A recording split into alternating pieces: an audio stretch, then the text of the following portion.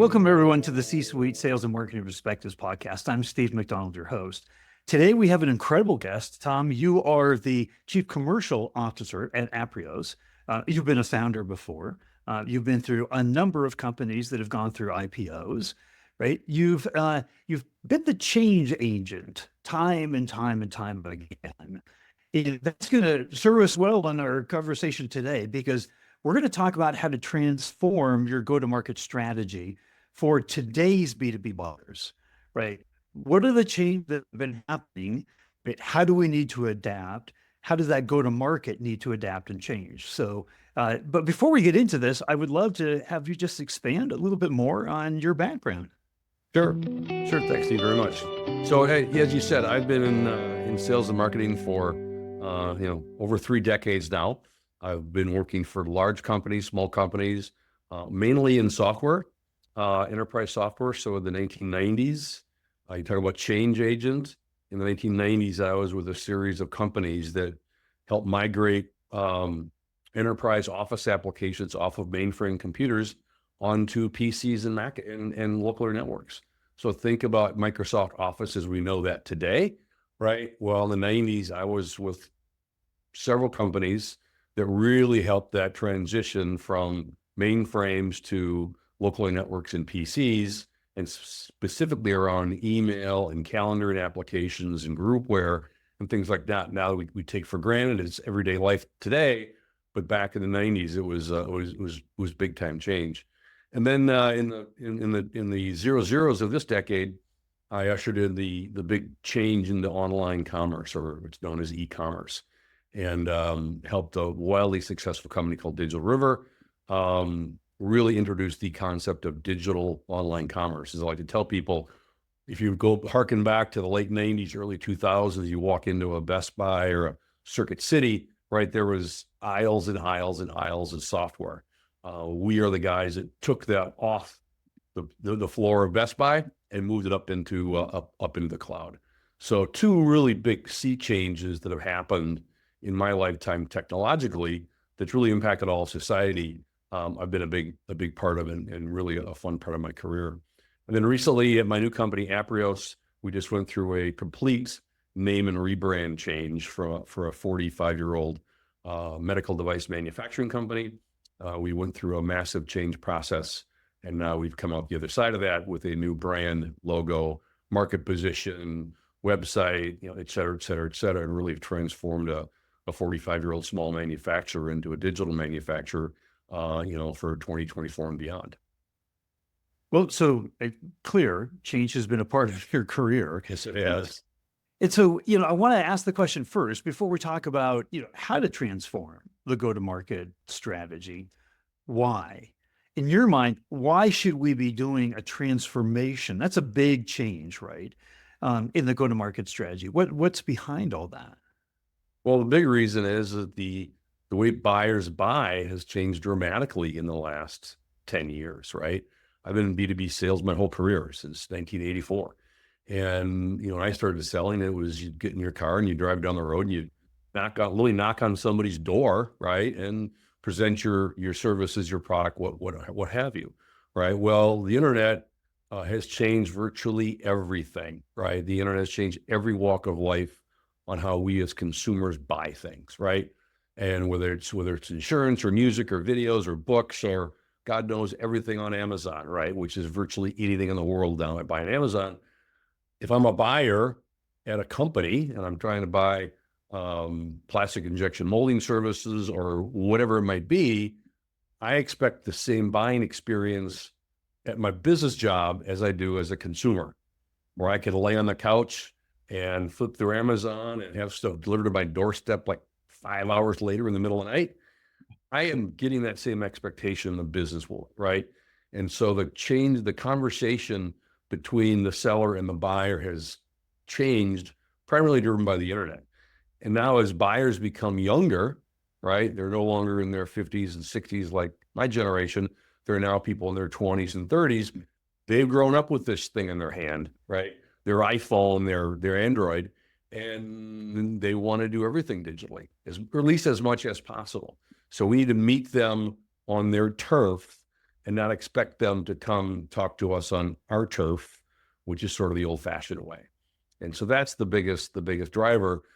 Several benefits that are obviously it drives down, hopefully, your selling costs, right? So in the old days, we had a field full of sales guys, right? Running around in company cars, all these things, dropping off literature to people and so forth.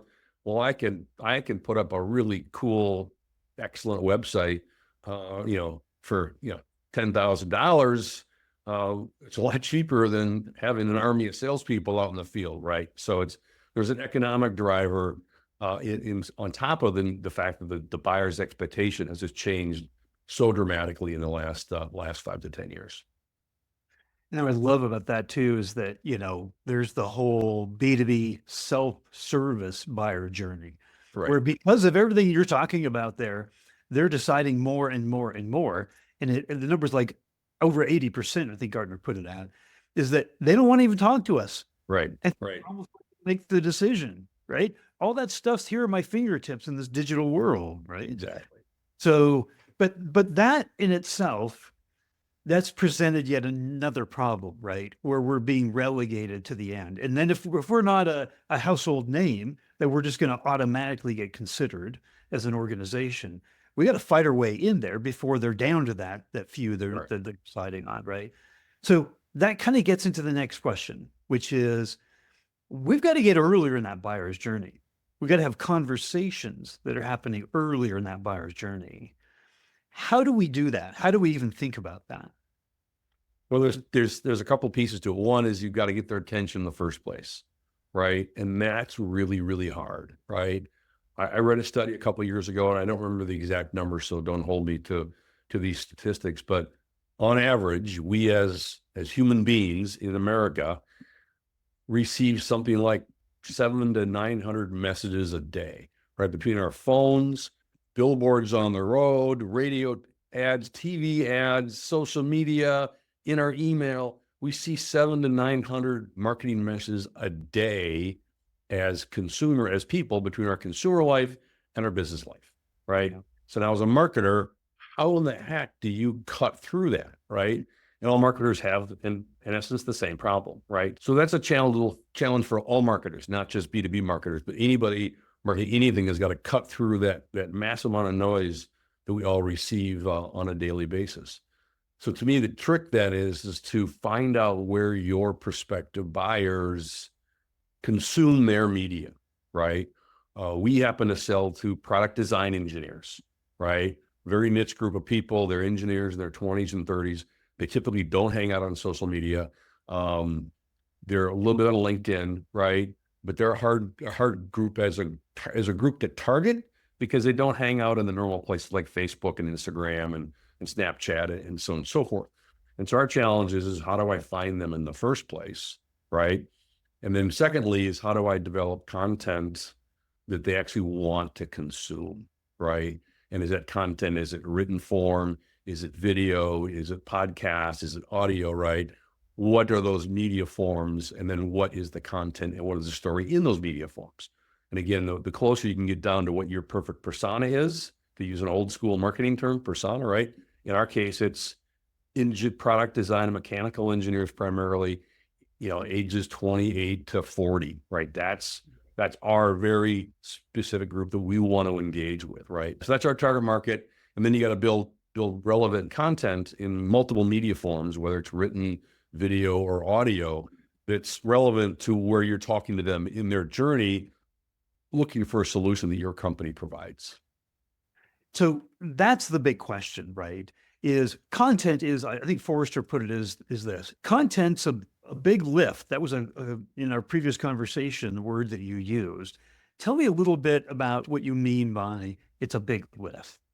Well, quite frankly, it's a lot of work, right? Lift is a metaphor for work, right? So imagine, a typical B2B sales cycle, right? You may have 4, 5, 6 different sales steps to your sales process, right? That a buyer goes through, right? They do research, then they do this, they do that, and so forth. You've got to create content, right, for each of those steps. So if you have 6 steps to your sales process, you should have 6 unique sets of content right? Again, either written or, audio or video or both or all three, right? Where do you put that content, right? And then you got to do is you got to keep it fresh, right? You can't just write it and throw it out there and let it sit there for a year, right? You've got to continually modify that content to make it fresh, which keeps people coming back to your website or your social channel or where that content happens to reside. Is build it first and then keep it fresh and make it match those steps on that buyer's journey. It sounds great on paper. It's a great simple plan, looks great in a PowerPoint deck to your board of directors, but it takes a lot of time and a lot of sweat equity, and quite frankly, sometimes a lot of money.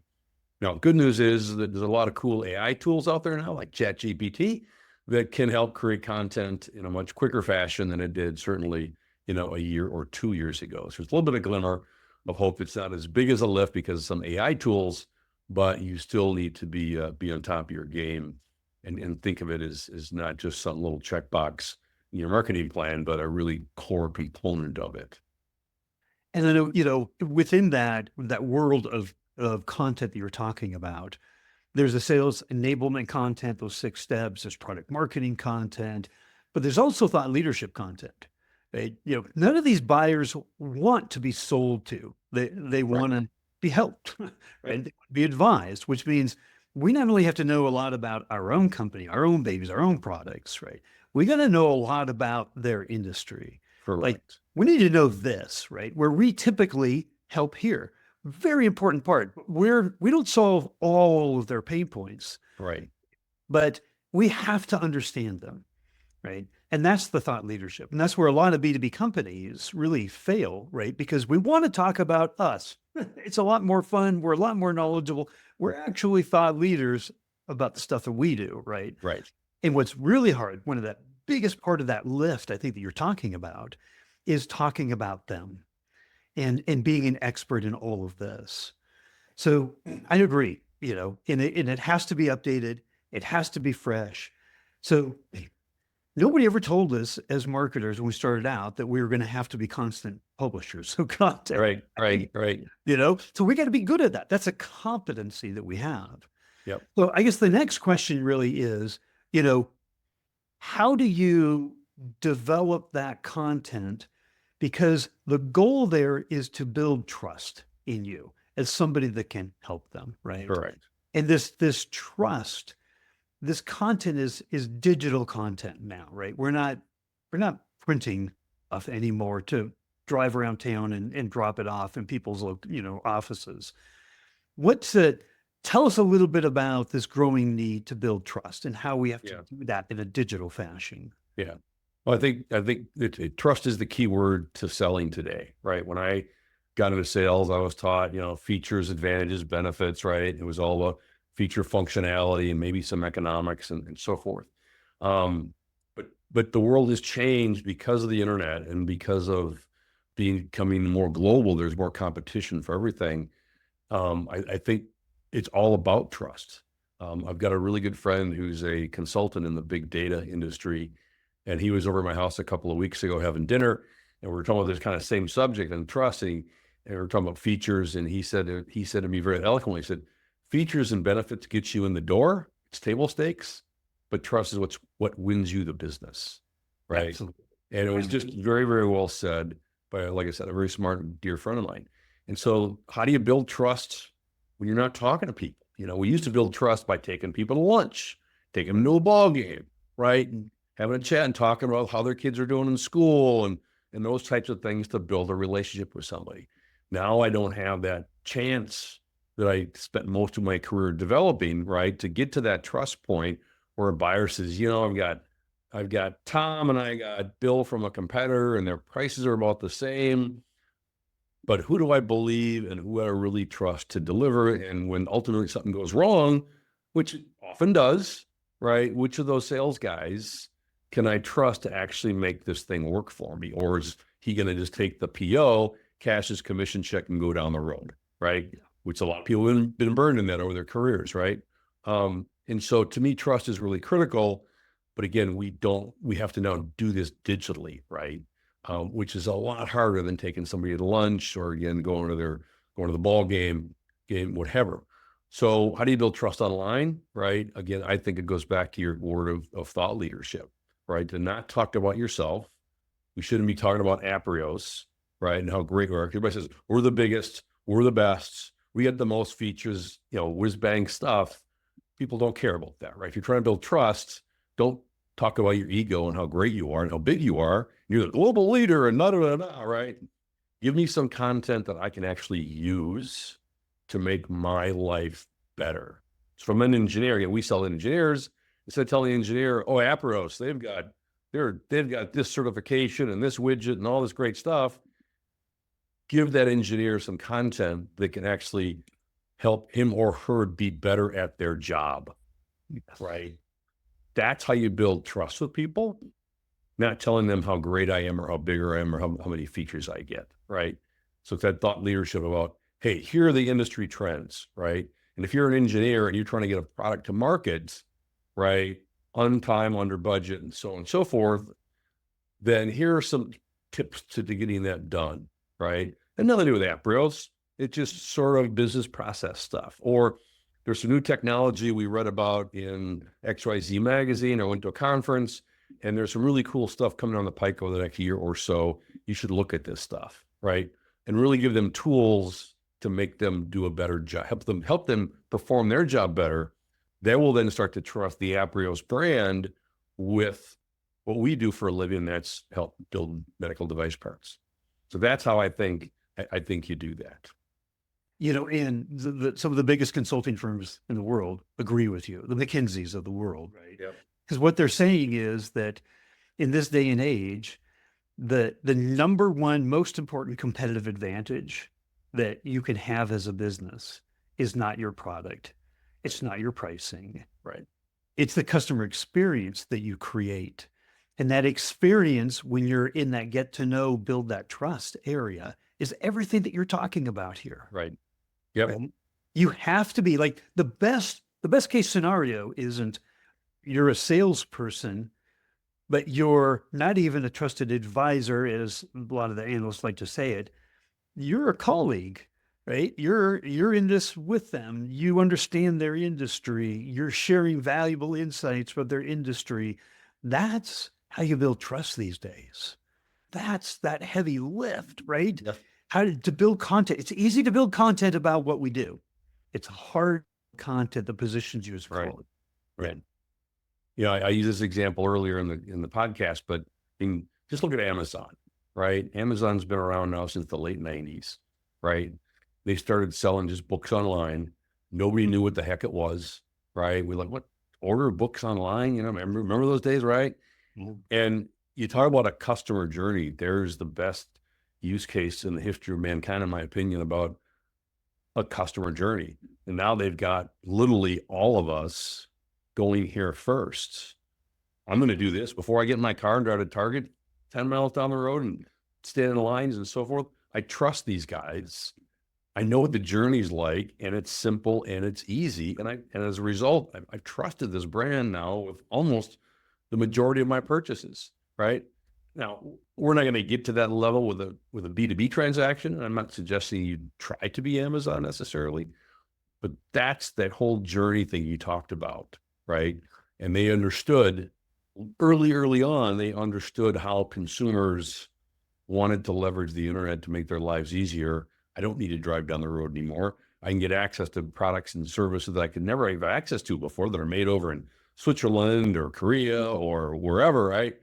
And they understood the customers so well.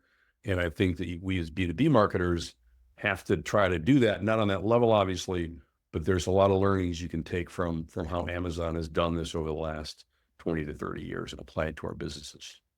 Yeah, I had the privilege of actually interviewing the podcast, one of their head of customer success, and they're probably the number one company in the world to pioneer the idea of customer obsession, down to the fact that they have this open chair policy that at every meeting, and now it's a lot of virtual chairs, right? But at every meeting, there's an open chair. and that chair represents the customer.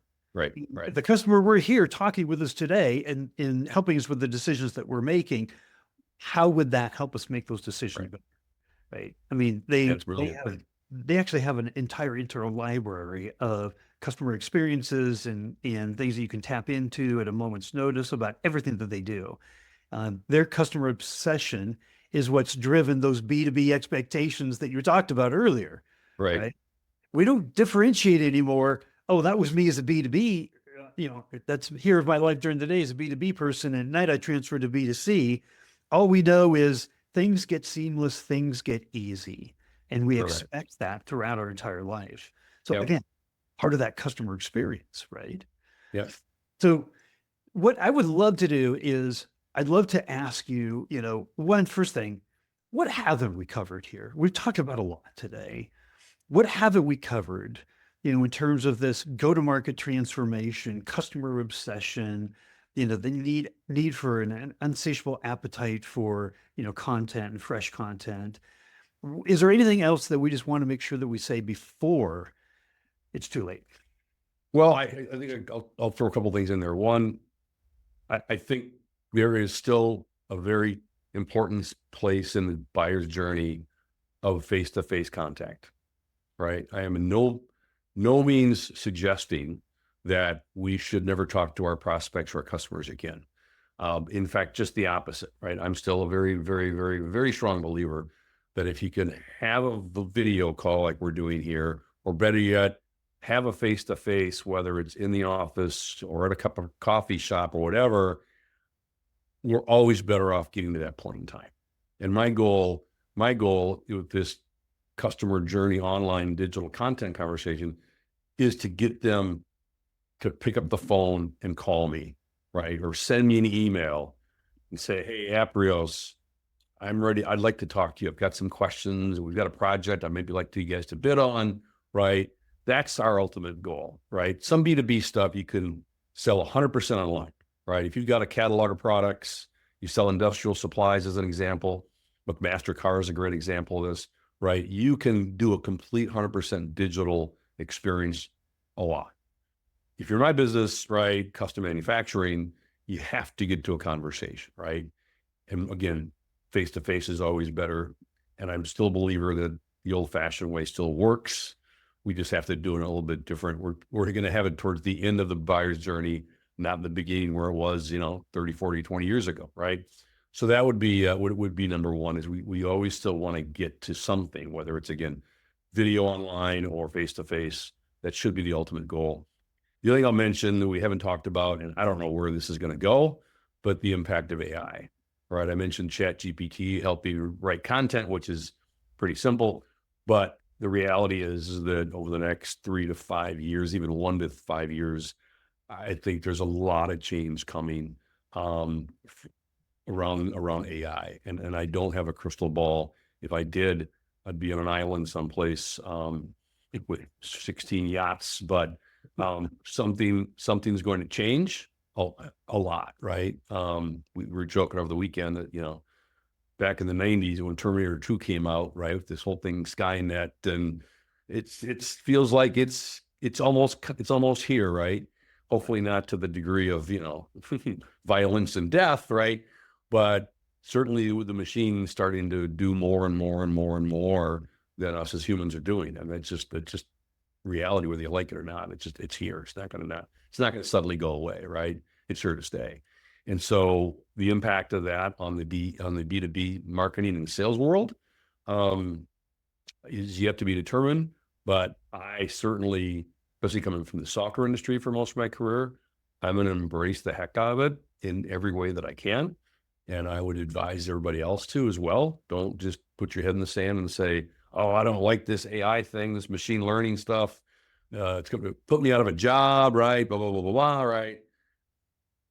Take the opposite approach, right? Embrace it, figure it out, read online, watch some YouTube videos, understand what's behind this, right? And then figure out how to apply it to your business, whether that's either operationally, internally running a factory floor or a warehouse, or how do we use it to better engage with our prospects and customers through the content conversation we've been having. But it's here to stay. And I would, again, I don't have a crystal ball, but my advice would be embrace it and figure it out and start to apply it. Because if you don't, your competition is. Oh, absolutely. Yeah, It's going to be either a competitive advantage or a competitive disadvantage for exactly. you, Exactly. right? Exactly. So, Tom, if there was just a simple takeaway that you wanted us all to remember from seeing this episode, what would that be? Um, I would say keep it fresh and keep it relevant. The content, I mean, right? I think everybody gets the reason behind doing this, right? But you just can't throw it up on your website and forget it, right? Keep it fresh. It takes discipline, it takes work, takes time, but it's got to be fresh and relevant, right? The world changes. I mean, every day that there's 1,000 pieces of news that impact our business, whether it's in our world, the change in tariff structure with China, right? Depends upon who gets elected president in a few weeks. It's going to have a huge impact on our business, right? Because we compete with a lot of Chinese manufacturers. So keep your content relative, keep it fresh, keep it new, and keep it entertaining and fun, right? I mean, nobody wants to slog through, 6 pages of highly technical stuff, right? Especially people in there. Remember, our target market is 25 to 40-year-old engineers, right? They're used to spending, 5 seconds on a web page, right? And they're looking at, they scroll through social media like this. Like my daughter, she's just, I can't believe she does have, wrist problems based on how fast she scrolls through Instagram, right? So you got very short little snippets of content with that group of people, right? And they like it to be humorous and entertaining. They want to be entertained, right? And so take that content, keep it fresh, keep it fun, and keep it, as I said earlier, give them content they can use to make their lives better, to build that trust. I love it. This is, I mean, there's so much here. We could spend hours on this. So, if people had questions afterward, would it be appropriate that I gave a link out to your profile on LinkedIn that they could Sure. reach out to you? Absolutely. Happy to help any way I can.